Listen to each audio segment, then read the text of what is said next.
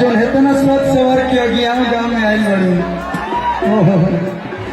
किस वजह के सवर के दिलवा के घर में डलले बारू डाका बनी कन भूतनी कर कन भरम बात कहा तू बाका कि पेन्हले सूर सलार बारू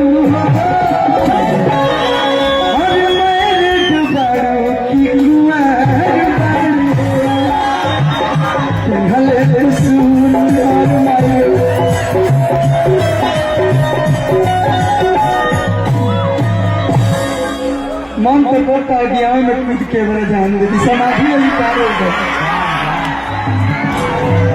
दोनों गाय में चली हमें बुझाई ना बहुत ये बात स्वर्ग हम ताली हनी रहे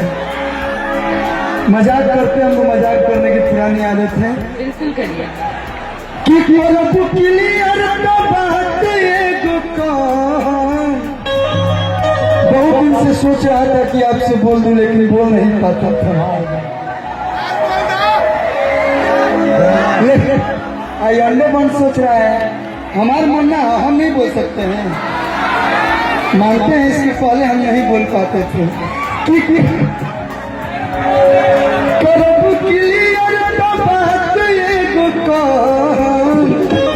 न तो दिल में दबा के धैले राम छुरी न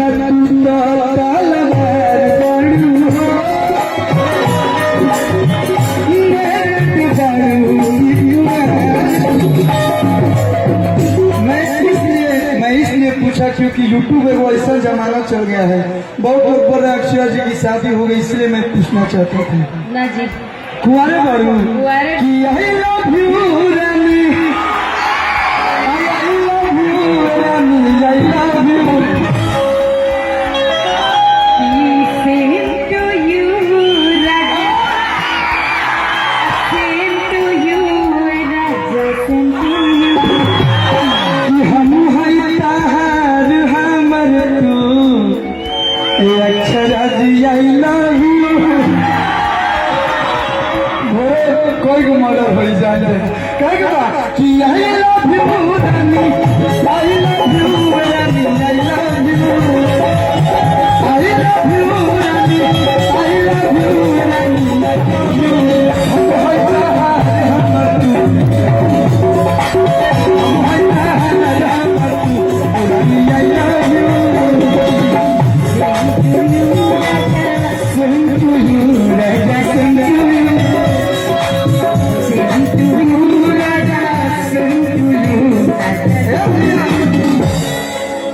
हमारा खातिर दीपिका पादुकोण हमारा खातिर कैटरीना वस्तु ही बारू बिहार के जो हमारे भाई लोग बालो वगैरह खातिर सब कुछ तू ही बारू और आज हमारा से सेम टू यू कह देना कह रहे एक बार और गा दीजिए कि सेम टू यू राजा सेम टू यू राजा सेम टू यू